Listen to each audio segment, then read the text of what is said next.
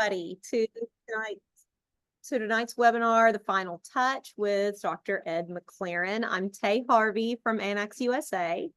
And a few months ago, when Dr. McLaren and I spoke about his work with soprano stains, he said, I would like to contribute to the industry and really give some quality education, but I want to donate my time.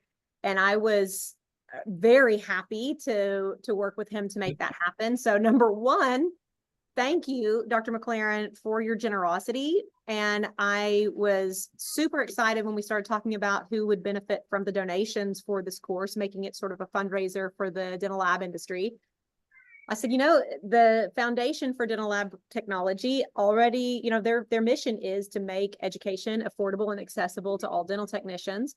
That seems like the appropriate beneficiary for a fundraiser like this. And so we made this a donation course. So all of you who are here tonight donated to the foundation. Thank you so much. And again, thank you, Dr. McLaren, for being so generous with your time. Yeah.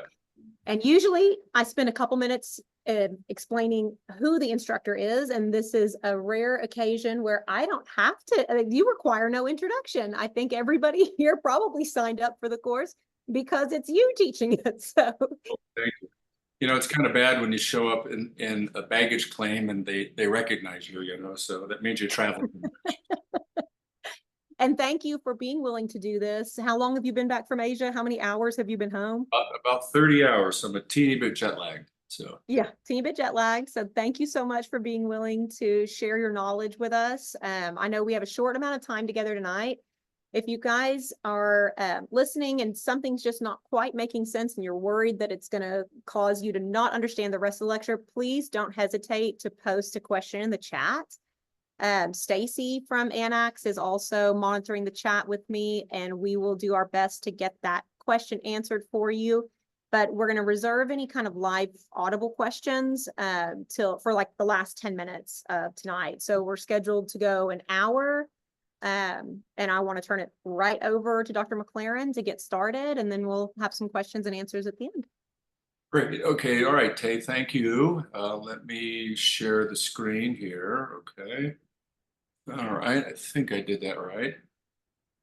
So everybody, I'm on my iMac here, and my camera, or whatever the camera in the computer, failed a little bit. So I had to put a second little small camera in front of me. So if you see me moving my head around a little bit like that, it's so I can see around the camera and see the screen.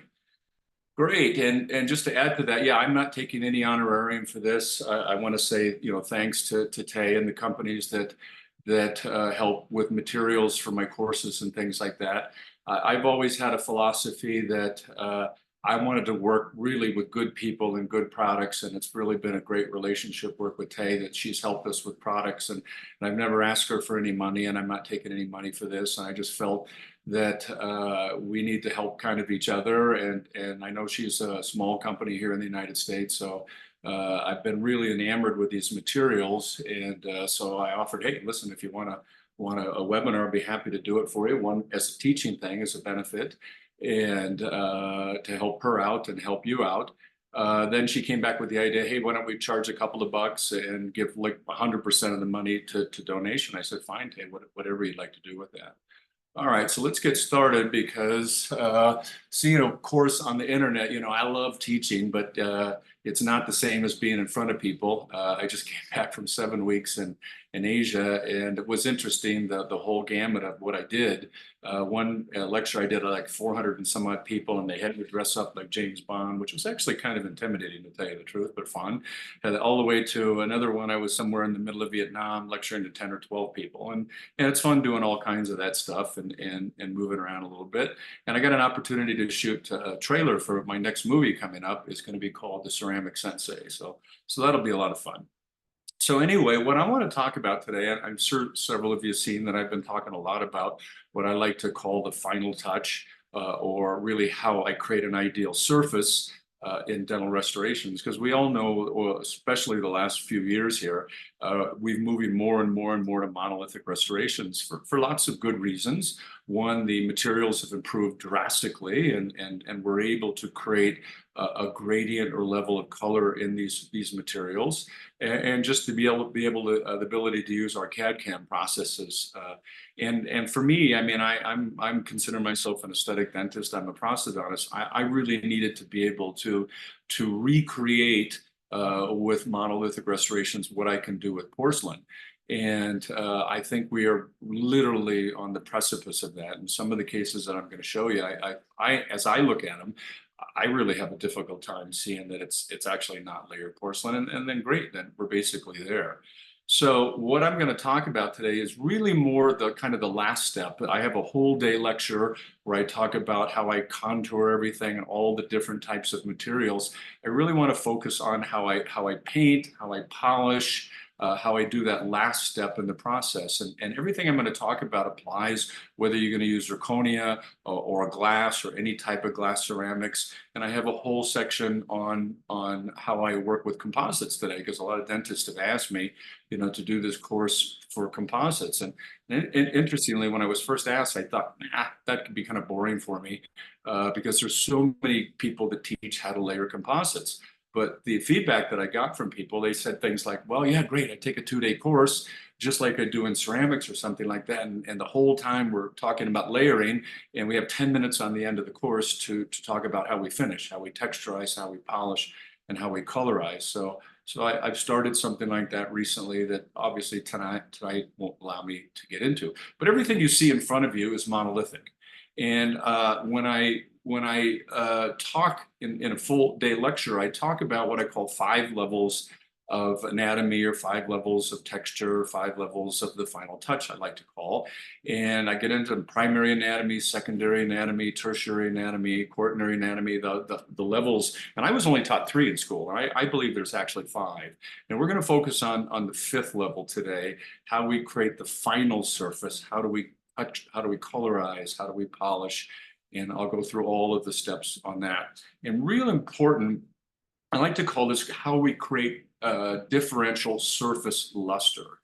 And what I mean by that is, so many times I've seen, and I think we've all experienced this, where I look at an article and I look at the cases, or maybe I see something on social media, or where I'll look at it and I'll say to myself, you know, I really like the shape of the teeth and I like the color distribution, but I know instantaneously it's fake. And usually the reason that is people not understanding how to create differential surface luster. When you look at natural teeth obviously have a gradient of color, but they have a gradient of reflection too. And it's not just the surface texture, it's basically the polish, let's say, of the enamel. And nobody's really been teaching how to do that with monolithic restoration. So hopefully I can show you what I'm talking about today. And I like to kind of refer at the art of what we all do, not just me. And how we can go from a monolithic machining, which you see on the top right there, to something that looks very believable without layering porcelain. And that comes down to really all the things that we have to understand about texture, all the things we have to understand about how to create differential light reflection on the surface. And you can see on the surface of that, of the teeth on the bottom, excuse me, that we've got a little more reflection on the line angles. We've got a little bit less reflection at the depths of the grooves. And that's what we see in nature. We see a little bit of gradient color, and I'll show you how I do that now. And this is all easily done no matter what material we work with. This is a completely 100% monolithic zirconia restoration. I put no porcelain on top of it. I do paint a little bit internally, like we're all kind of taught to do. But then the rest of it is a little bit of color on the surface, polish, glaze, and to create a reflection like we see on the right that looks much more believable than some of the things that we see. And this is very possible to do even in a single restoration. As this has evolved over the last few years here, I guess a non-believer at first, let's say it that way, that it was possible to do with a single central restoration. And so this is a single central. I've now done 7 of them. It's kind of getting hard these days to find single centrals because most of them have been done. You don't see too many people walking around with ugly PFMs anymore. They've all been done. And, you know, most of them have been done fairly reasonably. But what we're looking at here, that's 100% monolithic zirconia. And just understanding how to choose the right block, understanding how to choose the internal color, how to paint a little bit, and then really external finish, create a gradient of a gradient of reflection and a little bit of gradient of color there. And you can do it with several materials. People ask me, I love working with the 5Y materials, and we're talking materials, great. Worked with that for years, still work with that. This happens to be Prime Aesthetics from McLaren. And as we all know, there's several good materials out there. You know, an interesting thing that I've evolved in the thought process about working with materials and companies, because there are so many good materials out there today. To me now, for me to work with a company, it really has to be that I like working with the people and that I do get some service. I can get on the phone, I can talk to a human that actually understands their material, which is kind of rare in this world today. And there's not a lot of turnover in the company. There's some stability there, so I can talk to the same people if I have an issue and things like that. So many of you know that I make movies. That's my only other hobby really, other than making teeth. And so we're going to talk about how we paint teeth here. I don't know if anybody saw the movie. What's it called? I think it's called The Irishman. Scorsese and De Niro and a few other people. And so this is De Niro's body with my hands and my face. I don't shoot people, but I do paint teeth. So. All right, let's talk about how we do that. Like I said, due to time today, I won't really have time to talk about zirconia. I'm just going to talk about how I paint glass ceramics, but the techniques are the same. I've written a couple of articles on this technique. You can find them on my website. They're all free. My website's edmclaren.com, and I've written about 100 articles, and most of them are on there. You just go through, scroll down, and find what you want. You can download it for free. All right, now what I'd like to talk about what's really kind of in a tooth, and I just switched computers here, so apparently my fonts didn't switch, so the fonts look a little bit funny to me. I apologize. But what I want to do is talk about really the gradient of color in teeth first, and then how I create it. So I took some teeth here and I've dissolved away the enamel, and people ask how you do that. There's several ways to do it. I found the safest way to do it, so you don't hurt yourself or burn your hand, buy nitric acid, and I dilute it down to about 5 or 10%, and I just drop it in nitric acid. Be careful, put some gloves on. Okay, and then look at it after a few more minutes, and usually the enamel start dissolving away without dissolving away the dentin. And so what do we see here? We see this subtle gradient of color. We've all seen that when we've looked at natural teeth. And to get a tooth to be very believable, I think the biggest mistakes that people make when they're creating color in teeth is usually in the incisal third. And I see mostly people understand what to do here in the middle third of the tooth. Hopefully you can see my pointer, the gingival third, then the middle third, but not understanding either whether you're layering or coloring internally or coloring externally, how to create these effects at the incisal edge. And you do need to create something. What I say about effects, when I'm creating an effect in a tooth, I think the most important thing is to get the geometry of the color correct. It doesn't matter if it's orange, green, or brown. Well, it does matter. I mean, you can't overdo the color. And so mostly what I do when I put mamelon effects in, I'll choose a color that's whatever the base color of the tooth. Meaning if I'm working with A2, let's say I was building up A2, A3, I'm going to use an A2 porcelain if I was using porcelain, or I would use just an A color. As we'll see in just a second with the soprano. I don't need a lot of orange and things like that. The point is I need to get the geometry. And so what I want to talk about for just a second here is what actually is the geometry of what we would call mamelons. All right, let me backtrack for just a second there. So what I did on this tooth is I actually cut some enamel away so you could see these little effects in here. And this is the pattern that I see the most. I realize in a central incisor or a lateral incisor, there's really infinite patterns. Okay, but we need to kind of break it down to a system that we can create teeth with, so to speak, okay? And the biggest mistake that I see people make is they make their mamelons usually very uniform. They look like 3 inverted cones or 3 fingers, and they're basically all the same size. In a natural tooth, that really isn't the case. There's 3 mamelons because the central forms from 3 mamelons or 3 lobes on the facial. The typical pattern for a mamelon structures are the mesial mamelon does kind of look like an inverted cone. So I'm just kind of drawing it in here. I realize I lost a little bit of it here. All right, now let's look over here. So looking at this tooth with the enamel dissolved away, we see this structure that does look like an inverted cone or maybe even a thumb or a finger or something like that.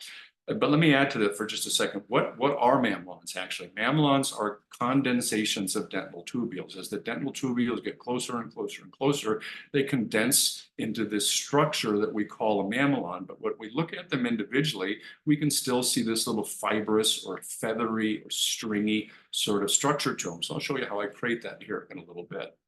Okay, whether I'm going to paint on the surface, but if I was layering, I'd paint the same way internally before I put some enamel on. Okay, so that structure looks like a finger or an inverted cone. The central mamelon generally is the largest. This structure in the middle here, this yellowish structure here, and if we were to define it over in this tooth, this is basically the shape of that mamelon. And yes, you can see it's broken up a little bit. And yes, you can see there's little effects of translucency light coming through, and I'll show you how I create that here in a little bit. And the distal mamelon, the distal facial mamelon is a little bit smaller, or excuse me, a little bit bigger than the mesial mamelon. Sorry, I just spent 7 weeks in Asia and I got back 30 hours ago. So the brain and mouth are fighting each other just a little bit right here. So that's the basic shape. So when I go to put color on a tooth, what I'll do is I'll put these basic shapes on the tooth with either some surface color, like typically A or B I use in the soprano, or little pieces of porcelain, and then I shape it. And what I mean by shaping, the shape goes toward the incisal edge, and you can see these little feathery or stringy-like structures, and they're actually quite easy to create, assuming you use the correct brush, okay? All right, so basically I put the color on and I take my brush and all I do is just draw it to an edge like this. You'll see it in video format. I got several videos. I'm going to show you how I do everything in just a second, but I want you to understand what I'm doing on the surface as I'm painting this. And pretty much this is what I do on every tooth if I'm doing a central, more or less.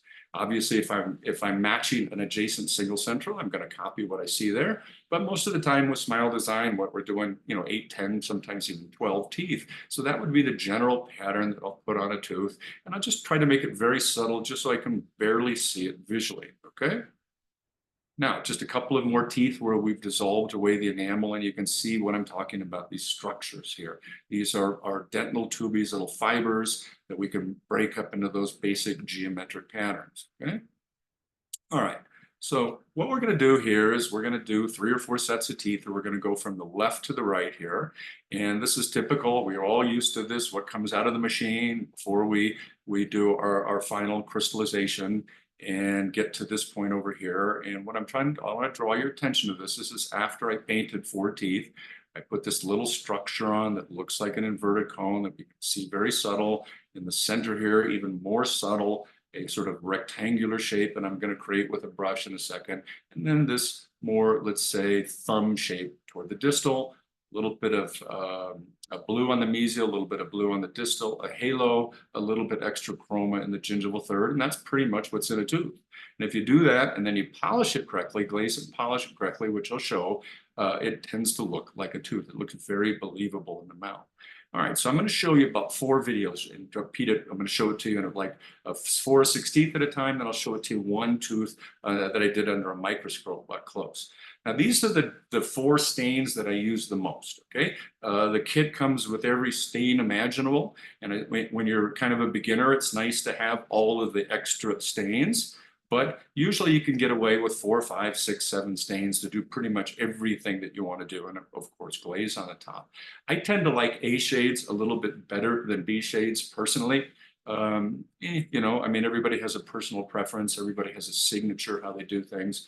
Nothing wrong with that. I've never been wild about D shades, and C always ends up a little bit too gray to me. So A and B would be the typical shades that I would work with. Obviously, if I wanted a little yellower, it would be the B shade, a little bit redder, oranger, and A shade. And again, very subtle. All right, so this is after we've texturized everything, after we've crystallized, and we're basically getting ready to paint right now. So this is typically what I'm going to do the most of, either A or B. I'm going to add a little bit extra chroma in the gingival third, and then I'm going to create the mamelon effects using the same material. I'll add a little bit of interproximal blue Now they have two blues, okay? I would recommend that you use both blues, okay? If you just want one blue, use the dark blue. But the other blue, I can't remember, it's called royal blue or gray blue or something like that. Usually I mix them 50-50. I find that works a little bit better.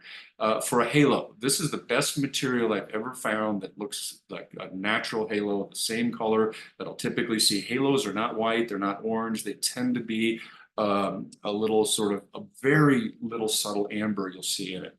And so I'll create that. And then obviously sometimes we need some white for some decalcification effects and things like that. All right, so let's go ahead with the first video here. So typically I'm going to wet the surface. It's not critical that you wet the surface, but I like to wet the surface and I can see the effects that I already have. And I'll just take something, I'll dry it and thin it out just a little bit. Now, when you start putting color on, let me stop this video for just a second. We'll talk about brushes for just a second. It always goes on too much. It's just the way it goes. So the thought process is I put on a little bit extra first than I want to end up with, and then I'll dry the brush or wipe off the excess off the brush. And then I'll use a brush tip to thin it. Now, typically when I'm painting, I tend to like synthetic brushes. If I use a synthetic brush, I like the tips that come from Smileline. You're familiar with Smileline. And by the way, I'm making my own handle now. That'll go on stuff, so that's a different topic for another day. If you like natural brushes, I tend to like the Renfort brush a little bit better, so they both work okay. I find I have a little bit better control with moving stains around with a synthetic. Sorry, I can't remember the number, but you can get this from Smileline. It's in fact, I think it's the only white brush that they sell. All right, so let's go back here, get this going again. So what I'm using is typically the A shade, and it always goes on, it always looks a little too much. Let me stop again for a second. Forgot to mention, I'm gonna put a little bit more color on here than I normally do. Why? So you can see it, okay? So for demonstration purposes, I'm gonna put a little more on because I know you're gonna be thinking, wow, that's a lot of color, okay? And you're right, it is a lot of color. It's all, for a real case, I'm gonna do a little bit less, but I want you to see the patterns of what I'm doing. All right, so I'm typically put that in sort of inverted cone on, and usually you see the central mamelon a little bit less. So what I was doing was I was just feathering and painting and drawing my brush and putting a little bit color in that region right there.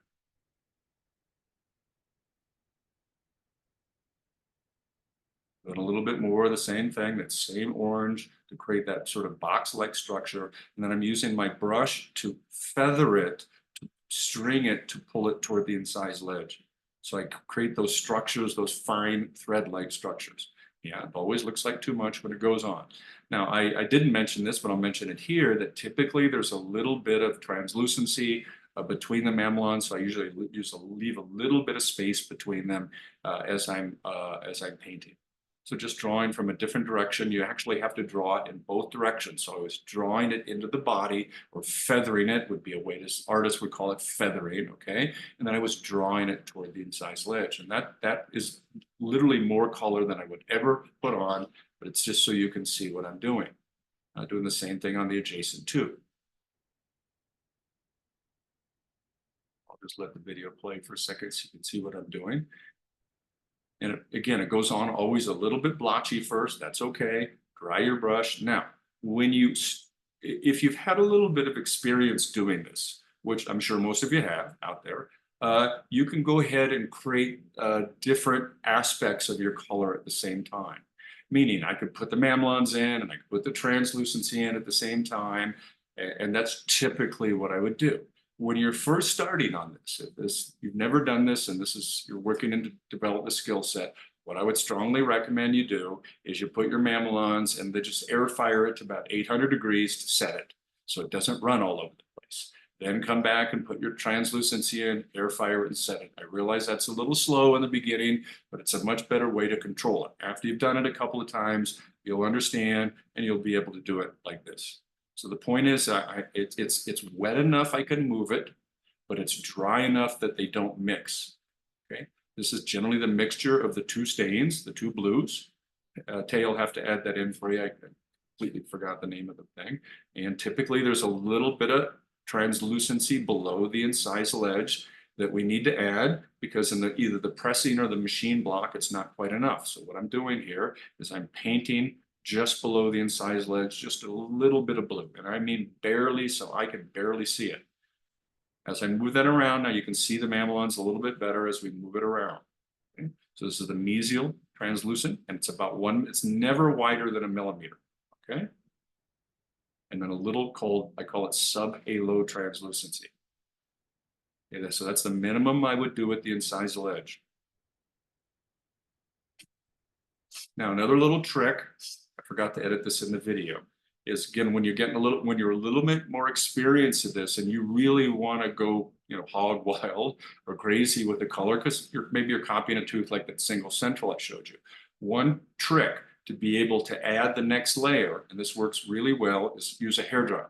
So those of you that do porcelain out there, you've probably used a hairdryer in the past, just a little small travel hairdryer. It's called a hobby hairdryer, and I just dry the powder. So what you're seeing here is the powder dry, and then I can go over and I can do the decalcifications, or I can add my other little effects over the surface, as long as I'm careful and I don't disrupt it.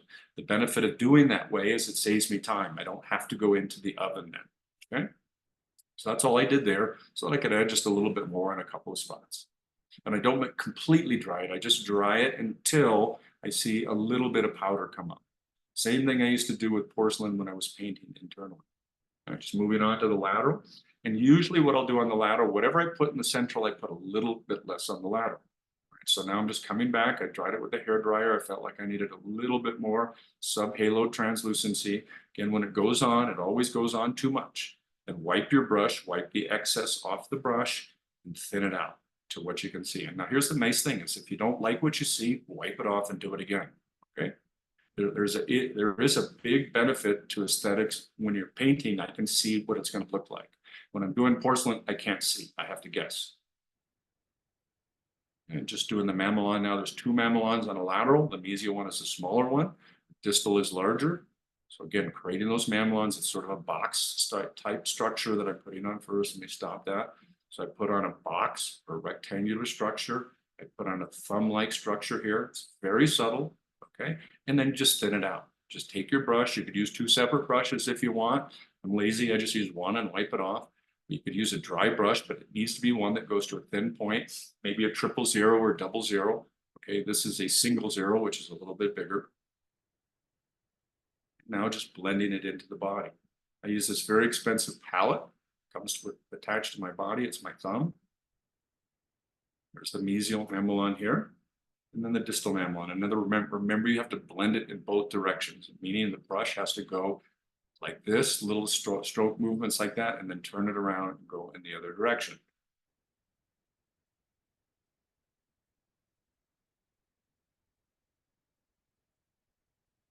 And again, going back to that tooth I showed you, now I'm just rotating it in different directions so I can see what the color looks like. And when you're videotaping, sometimes it's very difficult to see because I've got cameras and lights in front of me. All right, so going on to the other lateral over here, doing the exact same thing. A nice little hair there that'll burn out. Okay, so you got that. Let's do it again. So this is after firing, okay? So now, here's an interesting thing. As I started evolving into this about 2015, when everything started to fundamentally change, one of the things that I noticed when I was doing it anyway, I like the surface effect. I like the color that I created. I mean, it looked believable to me because I know what a tooth looks like, but it lacked depth. I mean, it didn't have sort of that third dimension. So I remember I was in Paris, I don't know, God, 2016, 2017, and I walked into a room at the Louvre, and there was a room that had the what do they call them, Renaissance art, that's the term I was looking for. And they had these pictures that were 2-dimensional pictures that look 3-dimensional. So I did a little research to figure out how they did that. So what they did is they put a little paint on and let it dry, and they put a second coat of paint on and let it dry, and maybe a third coat. So 2 or 3 coats of paint, and then they put a layer of glaze on the surface. And even those extremely thin, like microns thin layer of paint and a glaze gave that third dimension. So one of the tricks, I mean, if you're doing a case and it's really important that you want that believable third dimension, even though you're painting on the surface, is you do a second coat of paint. So what I would typically do is, for my cases, my more aesthetic case, let me find my thing here. I probably have this, there we go, start that. I'm going to do a second coat of paint, and it's not a complete coat. So after I did one firing, and I'll just add a couple little spots, maybe a little extra chroma. So that's all I'm doing is adding a little extra chroma and a couple of spots. And like I said, most of the time it's the A or B chroma and maybe a little bit of color in approximate. Again, remember, I'm putting a little more on than I would normally do for the benefit of demonstration.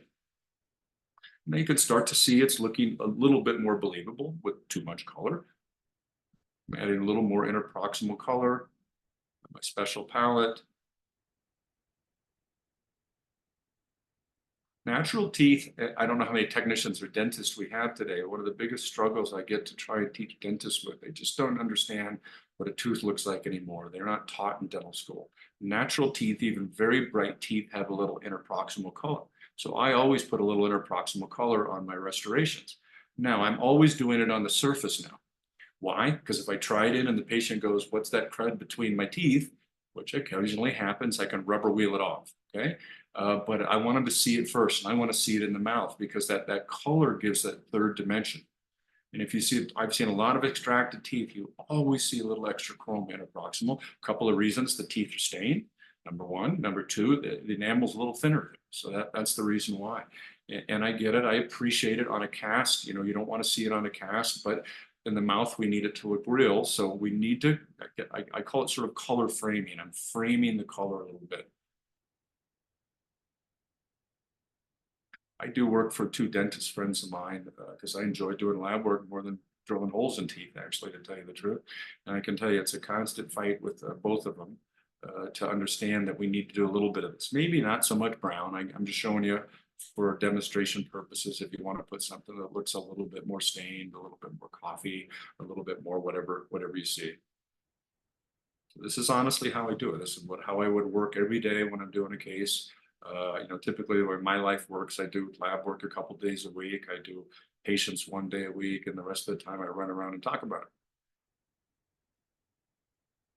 And the second layer, the reason for the second layer, when you start to do these little special effects, you can see I've got a mamelon effect we talked about here, just to stop. Okay, here's that inverted cone. Yes, that one does look like an inverted cone. Here's that sort of rectangular shape that's very feathery, very stringy. Here's that sort of distal, smaller or thumb sort of shape too, that sort of comes and goes, it disappears, and that's what you see in nature. I'm going to show you 3 or 4 or 5 cases like this. I'm going to show you how we glaze and how we polish and how we get that nice surface on the end. I'm just adding a little bit more chrome in the gingival third. So let me just give you a philosophy. Let me move ahead so you can move it to a point where you can see what I'm doing. I'm going to stop it. People ask me all the time, how do I choose a color? I mean, I'm treating the case and I want to end up with a specific color. I typically would choose 1, possibly 2 shades brighter than I want to end up with. So as an example, if I wanted to end up with an A2, just real simple example, A2, I would choose an A1 block.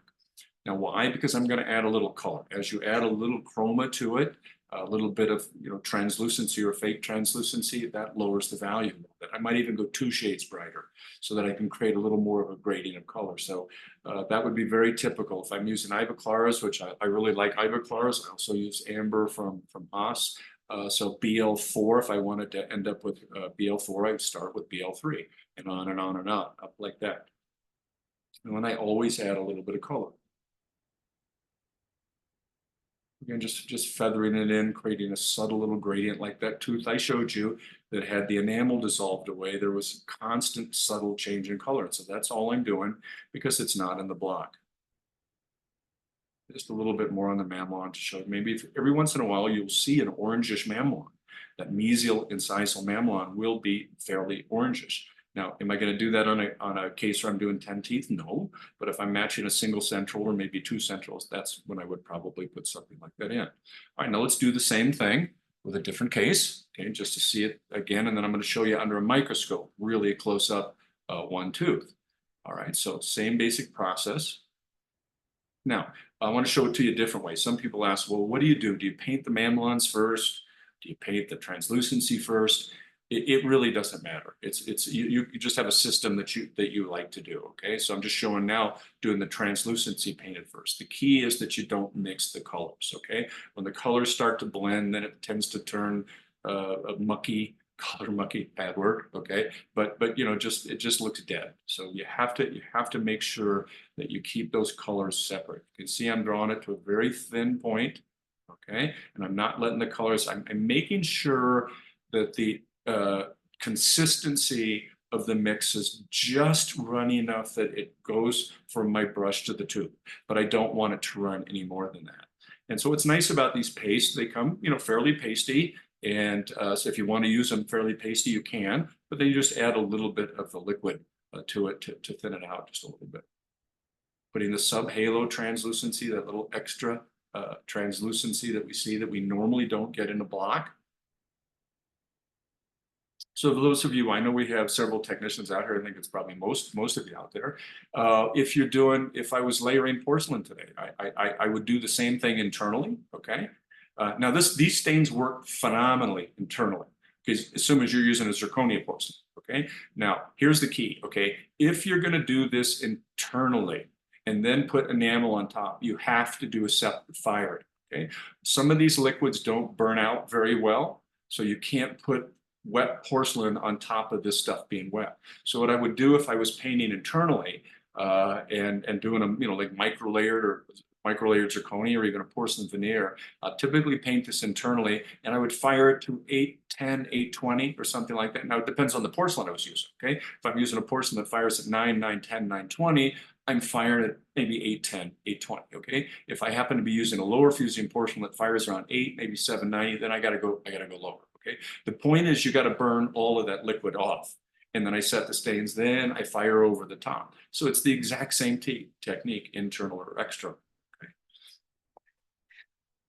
Okay. This works beautifully on the surface of zirconia too. I do the same thing. It also works on the surface of porcelain.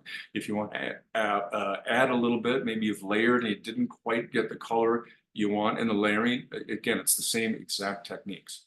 Just showing it to you again. So I'm putting the blue on first. I'm putting the translucency in. Like I said, it's a mixture of the two blues, but just to keep it simple, I have one blue in there.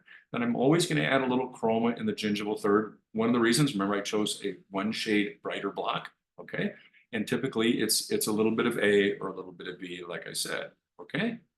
All right, now I would dry that a little bit, okay? And then if it wasn't dry enough, maybe go back and add a little bit of liquid. If you're a beginner, like I said, you would fire it at this point, okay? If you're going to separate it. Now, and by the way, when I'm teaching a course, that's typically what we would do. We would have 2 or 3 separate firings just so everybody could see the individual effects of what they did. I get it when you get back to your space and start working, you're going to, you know, do all this together, okay? So I can't remember honestly if I fired this. I got so many videos that I make all the time and stuff, but what if from a teaching point, we would have separately fired that. If I'm working on a real case, I'm like you, it's like 10 o'clock at night and the patients do coming in the next morning. So I'll do it in 2 bakes because of the color effect that I'm trying to create, that depth effect. But I won't do 4 or 5 or 6 bakes or something like that on a real case. There's just not enough time. All right, so same exact concept, okay? We stop that for a second. We're going to put a mamelon structure on it. I'm doing this very subtle because I think this was a real case, okay? Very subtle. Here's that shape like that sort of inverted cone or finger shape. And then the next shape that I'm putting on is going to be sort of a rectangular box shape that you can, like, not really a rectangle, but if I had to describe it, that's be the best way I start. And then I take my brush and I feather it toward the incisal, like I'm feathering right there. And just drawing it real thin. So I see little subtle streaks of color because that's what we see in a natural tube. And actually, now I'll come right back to this, but I want to come to this for just a second now. I've mentioned this 500 times. So it's always good to go back and look. So this is what I was talking about. I put this structure on again, and then I take my brush and I feather it. I put this shape structure on, and then I feather it. Now, I want to see a little light pass through a couple of them. I don't want to see a deep translucency, but I want to see this sort of subtle stringy effect. You don't have to have 500 strings like this, but you do need to see it break up just a little bit. And this is, again, just to show you, come back over here. This is all this is a condensation of dental tubules. And that's basically what we see with a little bit of occasional translucency between the mamelon effects. Where was I? I think I was here. Yeah, we already did that. So here, Start this over. Okay, so we'll see that again. So I'm putting that mammal on and I'm doing a little more subtle like I would do on a real case here. Again, sometimes it goes on like that. It'll pull a piece off and then your job is then to blend it in, to thin it, to feather it. Again, artists use the word feather when they mean blending. So the mesial mamelon, the central mamelon, which you usually see less of. Of the three mamelons, the one you tend to see the most is the mesial. And then the distal, and then the central, you see it's there, okay, but it's not obvious like an inverted cone. And just using the brush just to thin it, to feather it, to draw it to the incisal edge. And I'm pretty sure I did fine. Now we have not talked about this yet. In the last case, I didn't show it to you, okay? The mamelon, we've all heard that term halo, excuse me, halo, okay? What the halo in a natural tooth is created by the two bevels at the incisal edge, the bevel from the facial to the incisal and from the incisal to the lingual. It's essentially the fractive index of the enamel.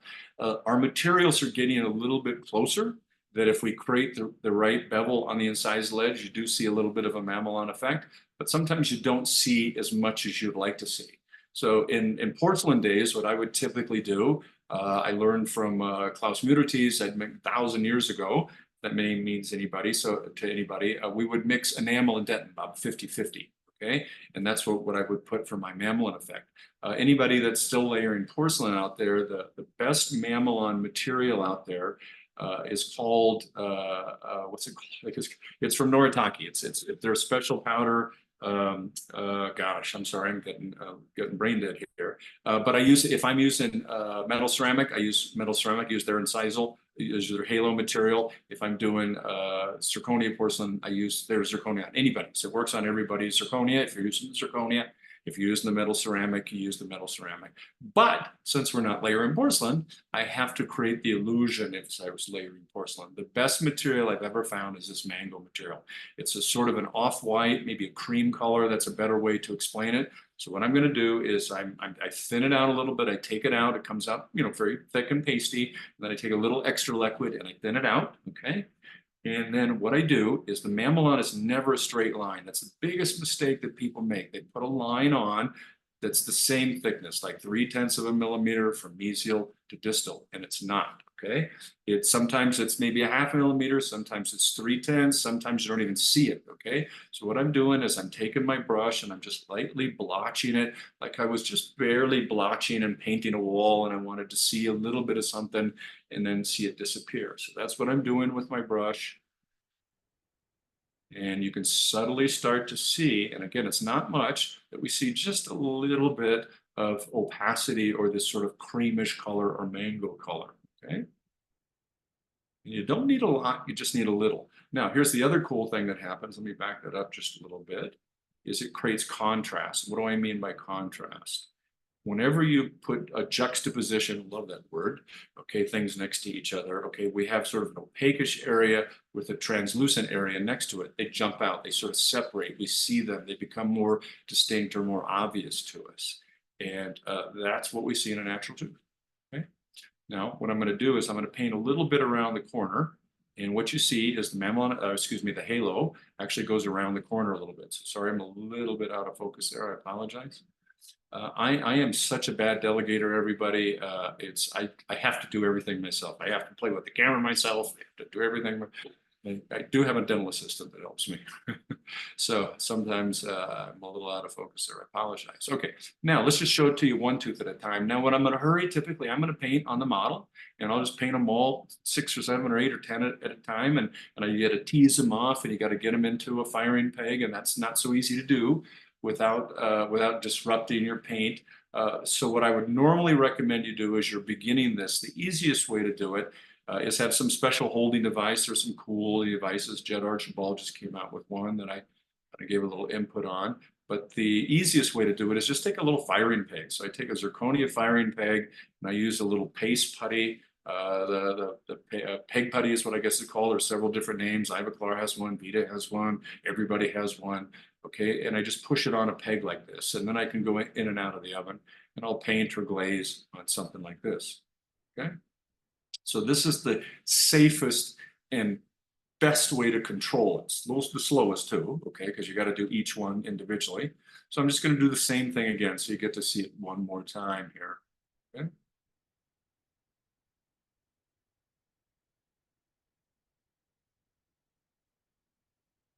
Actually, I think I'm painting this one. I might have got this a little bit out. Yeah, okay, so let's go. The next one is actually painting. Here we go.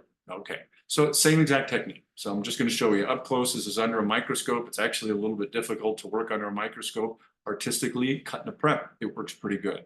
All right, so same thing. We got the same shades. A's, blue. Okay, we'll go ahead and put my mamelon effects on. The mesial mamelon. That's just, I guess maybe, yeah, that is a mesial right there. So I got to look around my camera here a little bit. Little extra chroma in the gingival third. Again, I'm putting a little more on here than I normally do for demonstration purposes. A little bit of interproximal color. You can use that same A shade. If you see a little bit more orange, they have two oranges. They have a regular orange and an intense orange. Some decalcifications. It's amazing how many teeth I see today. In fact, almost all teeth, where you see decalcifications in the gingival third.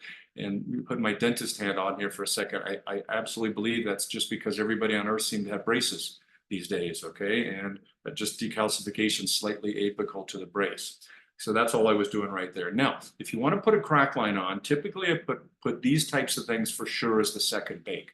The decalcifications, the crack lines, because when you put them on, they will disrupt everything that you just did. So you have to keep them separate. And like I said, I would normally always do two separate bakes with the color to get that sort of depth of color, that third or perception of third dimension.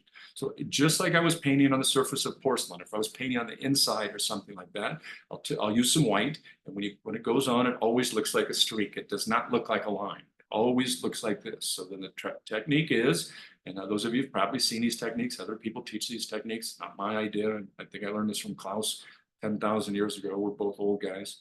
He's 81 and I'm getting close to mid 60s now. I hate to admit it. Okay, I take a dry brush and I just wipe the sides. Okay, just wipe the sides until it gets to a nice little thin like this. I'm just looking for something like that, a very subtle little line I can barely see. And this is the first firing here. You can see these little feathery effects. See that little subtle halo that's very subtle, little teeny tiny stringy sort of things that we would call that are dental tubules, okay, just to create what I showed you on that tooth that we dissolved. And then now if I want to bump a little extra color here, we'll go ahead and put a little extra blue on here. Didn't quite get the amount that I wanted. So this is the second bake, but it's just doing the same thing over. It's just augmenting, adding a little bit extra, okay, a little more mamelon here. So you can see the mamelon now, what I'm talking about up close. Okay. Again, just sort of blotching it on. It tends to go around. Look at teeth, natural teeth. You will see the mamelon go toward the interproximal. It's just a light refraction phenomena. So a little extra chrome in the gingival third, a little dirt there. That'll all burn out. Not recommending you leave it in, but okay. One more time. A little music here for fun. Now, music is important when you're working, okay? When I'm doing surface texture, I put on something like ACDC, so my hands shake. When I'm painting, I put on something more interesting or artistic, like some blues or jazz, or maybe even a little Mozart or something. Those of you that know Klaus, when I have Klaus here, it's like 100% Elvis. I didn't think it was humanly possible. Somebody could listen to Elvis Presley literally 3 trillion times. Man loves Elvis. Never saw him, but it loved him. All right, so same thing. We'll put a little halo effect here on the incisal third here. Maybe a little white, some white lines, some exact same movements all together. There's a little white crack, okay, and just thin the sides a little bit. A little decalcification on the distal incisal corner. Now, a lot of times I'll thin it out. When I'm doing those little subtle effects like that, I will thin it out. So it's like maybe a little extra liquid. Okay? A little more mamelon effect, excuse me, halo effect. Okay? Lateral incisor on this case, a little more halo. So this is the mango again. Going through toward the interproximal, a little bit more on the incisal edge there. The halo tends to be a little thicker on the lateral incisor. So I tend to make it maybe closer. And I'm the kind of crazy person that measures these things. Halos go from about 3/10 to 5/10 from the incisal ledge to where you stop seeing it, about 3/10 to 5/10. Central, I tend to maybe go more toward the 3/10 thickness, okay, or height, let's say. And on a lateral, maybe a little closer to 5/10 because that's what I see in nature. All right, so now that's fired. Like I said, on a real case, I would typically do 2 color firings, not because I couldn't get it all in one, but because I found if I do a second color firing, just augment it just a little bit, that gives a much better depth of perception of color, that third dimension, what we're looking for to make it very believable. Now, here's the other thing that makes it critical, okay? For survivability of the color on the surface. I do a fair amount of research over the years, some clinical research. I've published about 100 papers, and at least 60 or so of them was science and stuff like this. What we found over time as we followed our monolithic Emax type restorations, because we started with that in literally 2005, and Empress a little bit before that, is that if we put the color and the glaze all in one bake, which you can do, and it looks fine, but when we did it in one bake, it tends to disappear 2, 3, 4 years. It tends to, let's say, dissolve away, erode away in the mouth, and we basically figured out why. What happens is if you try and fire it all at once, most people tend to underfire their color just a little bit, okay? And then they polish to bring it up.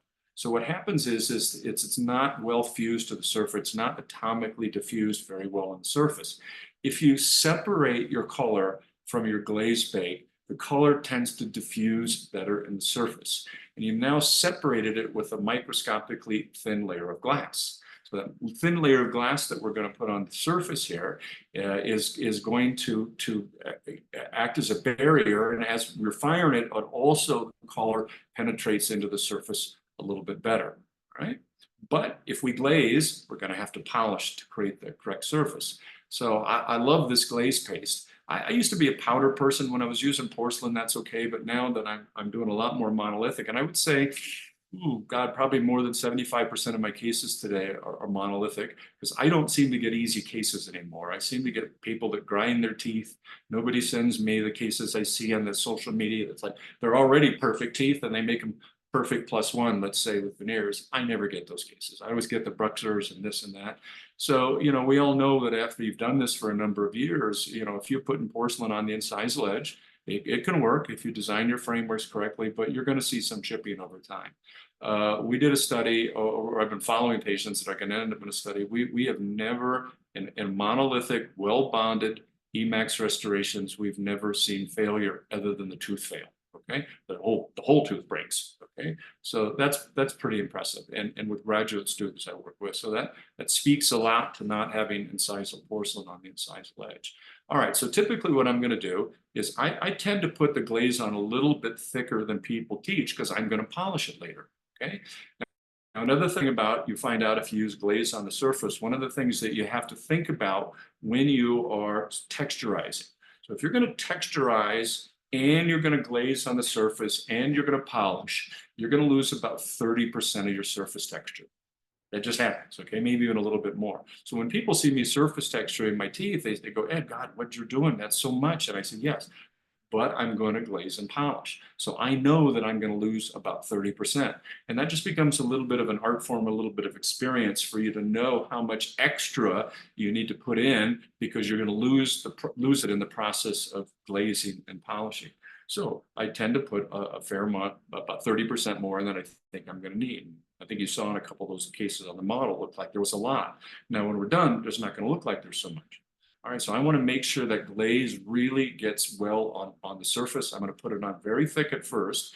And then what I'm going to do is I'm going to dry my brush, or not dry, just take the glaze off, and I'm just going to thin it, so that I will make sure that I have a good layer and it covers everywhere. Because if you fire it and you don't see glaze everywhere, you need to fire it again. You should put a second layer on the surface, or at least on the blotches that you missed of the glaze. So I'm trying to make sure that I don't have to do that, so I can get everything all in one firing.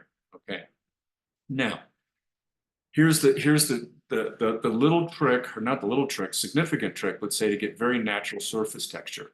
I was taught by a lot of Europeans years ago, the Willy Gellers, the Klaus Mutter-Thieses, the Claude Siebers, these, all the masters and those of you in the business, you know their names, okay? They would typically underfire their porcelain because they didn't want a fake glassy surface. And then they polished it to bring it up to sort of a natural surface. That looks phenomenal. I mean, that is a great way to do it initially. So over time, we followed a lot of restorations. What we found was that if we underfired our glaze, underfired our color, okay, microscopically, it's a little bit more pitted. The surface is a little rough. The surface isn't as well fused. So we actually saw a little bit more inflammation around gingiva, number one, because of the microscopic roughness. And number two, the color tended to disappear sooner over the years, like the reasons we talked about, abrasion, toothbrush, whatever type of oral habits somebody had. So what I found was to get a biologically correct surface, I actually had to overfire it. And the problem with overfiring it, you lose surface texture, but you also have that fake glassy surface. So what I found was, what I do is now what I'm going to do, it's counterintuitive, I'm going to dull the surface a little bit. I'm going to take this surface, I'm going to dull it, I'm going to bring it down to what the Europeans used to get when they polished it to bring up the surface. So let me show you how I do this. And we've looked at this under SEMs. I no need to show you all the SEM stuff today, but the surface is well sealed, okay? The color is well fused into the substrate, whether it's zirconia or glass, whatever we're doing. And the surface is very real looking, okay? So this is what it always looks like when I glaze it, okay? It looks fake. It looks like that example that I mentioned to you about something that looks in somebody's mouth. Maybe you like the color, but it looks too reflective. Okay, so what I'm going to do now is I'm going to take something that I get from Brasseler. Now, Comet, I think, makes it too. They're the only two companies that I know that make it, and I'm sure there are others that make something like this. I'm just showing you the rotating around to show you the reflection. You see the color that I created in there, 2 firings plus a glaze, so 3 firings to get to this. See some of the surface texture, but clearly over glazed or over fired. Trying to show you that right now. So what I'm going to do now is I'm going to take a single thickness, not the double thickness. We've all seen single, double, and triple thicknesses. Single thickness feather light from Brasseler. So you either use the pink or the blue, okay? So if I'm using zirconia, I'm probably going to use the blue because it's harder. All right, and that's a harder material, the blue. If I'm using glass or porcelain, which is glass, formal glass, okay, I typically use the pink, single thickness, not the double thickness. So when you call Brasseler to order this, okay, I get nothing from any of these companies. I do get a few free of these, okay? You want to call and ask for a guy named Justin Frigo. It seems like the people at the company don't even know what material they have in their own catalog. Justin Frigo, F-R-I-E-G-O, okay, and he can help you find this in the catalog. It's the single thickness. And by the way, that's a lot cheaper if they're single thicknesses than the double thicknesses. So I get the single thickness, I put it on a mandrel, okay? And basically what I'm gonna do at about 5 or 10,000 RPMs, if you go faster than 5 or 10,000, it'll destroy it. All the little spokes will fly off. And what I'm doing is I'm basically dulling the surface. This actually dulls it a little bit. They've actually designed this to polish ceramic when it's dull to bring up the polish. What I'm doing is because I overfired it, I'm actually using this and it dulls it a little bit. It makes it a more matte finish.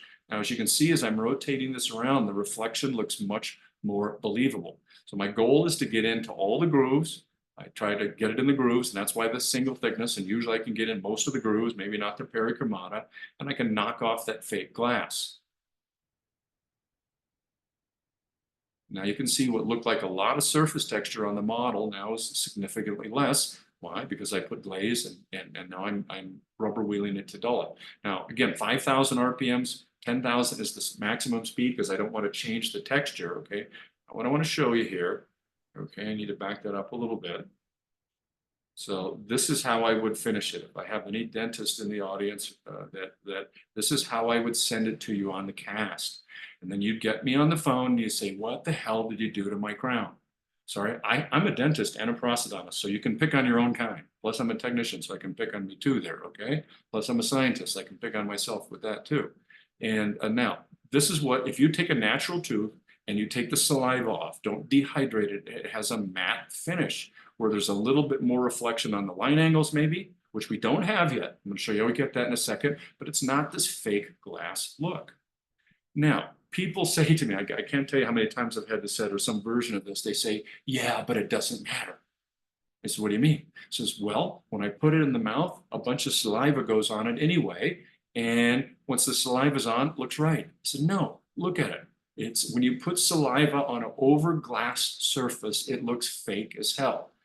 Look in social media. You can see this everywhere, and it usually is the reflection. Okay, especially if you've already liked the color. So now what I'm going to do, and I do this in a course, I do this exactly like this. I take a little bit of my own saliva and I just put a little saliva on the surface on both teeth. Okay, on both teeth to show how if I put it on the overglazed one, it looks fake as hell, but on this tooth, it looks much more believable. Okay, that's what happens in the mouth. Okay, all right, now I'm going to show you the same thing again up close under the microscope. Now I'm working under my microscope, which is over here somewhere. Okay, same exact technique. So this is a very typical, this is that case that you saw, 10 teeth that had a ton of surface texture on. I'm actually doing this on a real case. This ended up getting cemented. And this is very typical after you put glaze on and after you polish it, you're going to lose 30–40% of your texture. That's okay, as long as I don't lose all of it. I want to see a subtle change in light reflection. Okay. Now, I've probably got 3,000 RPMs on this because I don't want to overdo it. And I'm just dulling it. The concept is I'm dulling it. I'm making it more matte. It's not rough. Okay, it's just getting in and knocking off that fake glass look. Oh, by the way, people ask how I do that. Let me back up for a second on that. Oops, back up for a second. Now, there's a lot of ways to hold these things on the dies. I hate glycerin. Whenever I'm holding it on with glycerin, it seems to fly all over the place. I've tried temporary cements, clear temporary cement that tends to hold it on too tight. What I found actually works the best is I use clear impression material, or any color you can use. Okay, I don't like a colored impression material because it affects what I see, so I just mix up a little bit of clear impression material on a glass slab, and I put a little dollop in the center of the dial, maybe 2 millimeter wide a dollop, and that will hold it on perfectly. It won't go flying off the room, and then I can pop it off real easy. So that's usually how when I texture and when I paint, when I polish. Okay. That's how I hold it on the die. So again, just dulling the surface, taking off that fake glass look. Now in the old days, by the way, we used to underfire it, right? And it looked rough. And we do the same thing now to bring it up to the surface right here. This is how I had the idea. I thought, well, this is the same thing I'm doing to bring it up. I just want to do the same type of instrument to bring down that fake glass on the surface.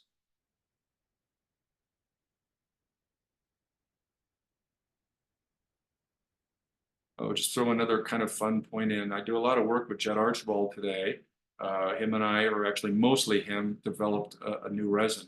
I take nothing for any of these products, and I don't want to be in the dental business and sell stuff. So he's basically marketed, put it together. If you don't like your resin that you're using, please reach out to Jed Archibald. He's got 3 colors now. I think he's got 3 colors. Basically, the design of the resin, we wanted to have a resin that reflected light like stone. Okay, I've hated the reflection that I see on some of the resins. Okay, so I wanted something like Type 4 dental stone, and so we just, or really mostly him, just experimented with mixes and stuff like that. So he's got it worked out for 3 or 4 printers, and he's now selling it. And I get nothing from that either. I do get a little free resin occasion. Okay, so try the blue. If you want it a little bit less polished, I'll use the blue. That's typically what I use on zirconia, is that blue single thickness. Okay, now, this isn't 100% required, but if you really want to go from good to great, we need to bring back up the reflection a little bit on the line angles, because typically the line angles reflect a little more light because the toothbrush has been doing that for 30, 40, 50 years, however old your patient is. The best material that I've found for that is from a company called VH Technologies, the best polish for glass, and it's called Coarse Soft. They have every imaginable coarseness or softness, whatever you want to call it, but Coarse Soft, it's kind of coarse when you're playing with it. It's kind of funny, it's counterintuitive, but it actually brings up a nice polish on glass that looks very real, okay? It's not over polished. And here's how I typically use it. I'm going to use a little sort of a knife edge. So I've got a knife edge felt, and I'm just touching the line angle. So the goal is to just bring up a little bit more polish or restore the reflection there. That's just, again, line angles only, maybe the margins just a little bit. Okay. That's all we'll do, and basically we are done. Okay. All right, now, a lot of people ask me about, here's a close, now that I think I'm doing it under the microscope now, so I'm just showing you two views of the same thing. Boy, and I love the name, by the way. When I was a kid, I had dyslexia, so perfect, you should go into public speaking, okay? I read Tom Cruise had dyslexia. It made me feel a little bit better until I saw his net worth as $500 million. But I love this. See, I even got it upside down for you here. It's the dyslexic version. It's having an identity crisis. It doesn't know if it's supposed to be coarse or soft. So the name for me was great. Oh, I didn't show you the video. Let's show the video. So just trying to show you up close. It's actually kind of coarse. It's a little bit counterintuitive. And by the way, I've done a couple cases that I saw that came in the mouth that somebody had some work, and it works in the mouth too. If I've maybe overglazed in the mouth and I just need to bring it back a little bit, okay, you can do it in the mouth. You can do it off the die like that. See, I'm struggling under the microscope to keep in frame here. Microscope. Yeah, go ahead. Doc, I wanted to mention we are a little bit over, so I appreciate everybody. I'm 2 minutes. I'm 1 minute for now. People ask me, this will be maybe the last slide here, okay? Yeah, if you're going to use this, I know everybody loves this stuff. I hate it on zirconia. I just hate it on zirconia. It makes a pearl look, but on glass, it's okay. So on glass, it's okay. And actually composite, it's okay. So the zircon bright on glass or composite. On zirconia, I don't use it on zirconia. Okay, just to show a couple of cases, and we're done. Before a little bit of tissue work right there, 100% monolithic. Okay. We did this for we took two cases. This is not actually the case that got cemented to be truth in advertising. She was a patient for a Klaus Meter-T course, and so I was trying a new material. That was a new material I was working with, and so this is my case in the mouth that I photographed. Klaus's case, we did a layered case, but God, that looks pretty good. Jesus, I believe those are teeth. I believe those are teeth. Okay, that's all. All right, 4 prep cement. Okay, now let me add one thing on a material choice. The best material on earth for optics is a feldspathic block or feldspathic porcelain. This happens to be Empress Multa. Vita's fine too. Nothing wrong with the Vita block, okay?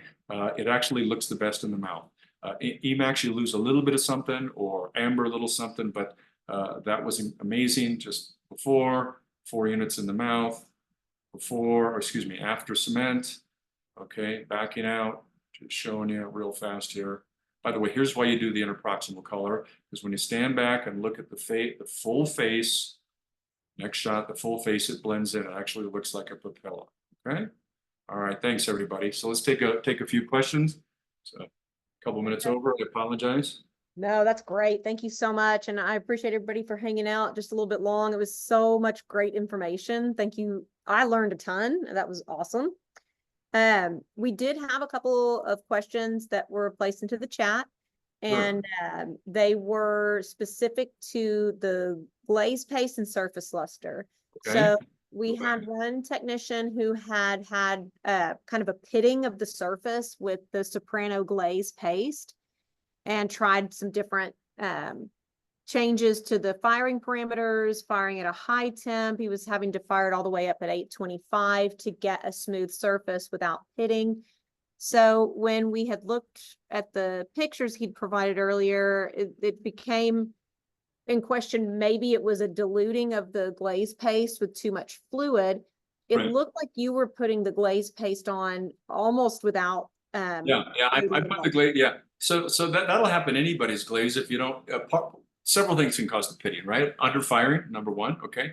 Number two is you don't put enough glaze on, actually. Okay. And so I tend to put it on a little bit thicker just for that reason, just so I don't have to do a second firing of glaze. And then third, honestly, I found that it actually works a little better if you do fire a little bit higher. I typically fire about 810. Okay. I have found that Emax doesn't warp at 810. Okay, especially if I put it on a firing peg. I know they tell you not to go that high. And I know, Tay, you say, you can fire it lower. Certainly you can get away with firing it lower, but I like to go about 810 with what I do with this. If I'm on zirconia, by the way, I fire at 910, 920, because the zirconia is not gonna, you got to go up to what, 2,000 degrees or something like that before zirconia starts to change shape. So, Mhm. so again, it's better if you fire a little higher.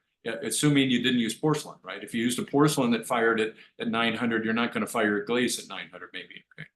Sure. And when you were in the video that you showed application of the glaze paste, did you dilute that at all? Did you thin it out with any fluid prior to applying it, or you went straight from No, the? Okay. only if it's dried out. If I open a fresh jar and I take it out of a fresh jar, all I got to do is, you take your instrument and you make sure it's well mixed. But no, I typically would not add extra liquid. The only Okay. time that I add extra liquid is if it's dried out. Okay, got it. Thank you. And then the other question we had was on the line angles. So polishing to a higher luster on those line angles. There was a Right. question about if saliva would naturally create more reflection once it's in the mouth. Yeah. What is the reason for that additional polishing of the line angles? Okay. If you remember, I sort of briefly said that the last step doing this was not 100%. Not necessary. Yeah. Yeah, I mean, usually don't need to do that, but I mean, if you see it maybe a little duller than you would like, then I might just hit the line angles just slightly. Okay. Got Now it. I'll tell you what I do in the lab, and I realize this isn't great control. You gotta clean these things. I typically going to take my saliva and I'm going to put it on there and see if I like what I see, if the reflection. Of course, then you have to clean it and sterilize it and do all that fun stuff. But I want to see what the reflection looks like. And water is not the same as saliva. It has a different refractive index. So Interesting. All right. Well, those are the only questions. you don't want to do that in front of the patient. No, right. Yeah, so, all right, everybody, we all good? Any other questions? I don't see any right now. Wait just a second, see if any pop up. And then I know Stacy had been posting just links to each of the colors you were using. And a navy blue is the color, the other color of blue is navy blue. I usually mix those about 50-50. I like the look of that. It Yeah, looks I really good. like that color that you get with 50-50 of those. So, yeah, that's great. And again, there's a whole bunch of other colors if you don't want to use some of the colors, but I try and keep things simple. So, Yeah, and then also I know that if you guys are watching this and you see that you could kind of cross-reference and you already have a stain from a different brand that is pretty close to what you saw in Dr. McLaren's presentation, but maybe there's one missing. With Soprano, you're never forced to buy a full kit. So all of these are available individually. If you see one you want to add to your collection, by all means, just grab the one. So I would have the A and B chroma for sure. Okay. Okay. And I mean, if you like the C, great. I'm just not a D lover. I just, for whatever reason, it just didn't look right. Not have to do with their product, just have to do with the D color in itself. Okay.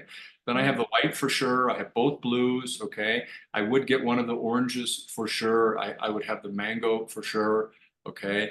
And possibly I like red brown. Okay, because again, occasionally I'm going to see a little spot or two of color that I need to create, and that seems to work very well. Okay, and then obviously you have to have the glaze. On the orange and intense orange, do you typically use the orange on higher value shades and then the intense orange on lower value shades, or does it just really depend on the case? It depends on the color that I see. I mean, if you just want to get one, you can get the intense orange and just dilute it a little bit with the A or B. Okay, and that'll make it less chroma. Okay? That makes sense. Okay. Yeah, I mean, you got to learn how to mix color a little bit. That's just what we do. We're basically trying to create what looks like a tooth. That's right. Well, again, this was so much great information, and I always enjoy like the way that you can relay a lot of technical information in a way that does not overwhelm the mind and just really kind of plays out naturally to where you can absorb it is something I've always really respected about the way that you teach. So thank you so much for doing that again for us tonight. Even jet lag beyond belief. I was Hey, I'm impressed. Couple of moments I wasn't sure where my mouth was going. No, you were fantastic. Thank you. Yeah. All right, everybody. We'll see you sometime soon. Take care. Sounds great. Thank you, Dr. McLaren. All right, guys. Thank you so much. And let us know if you have any questions. You can send us an email or, Stacy and I, we could probably send out an email tomorrow just with links to all the different products again, so if you don't want to pull up the chat. But thank you again for your time. And we look forward to seeing you guys at another webinar in the future. See you later.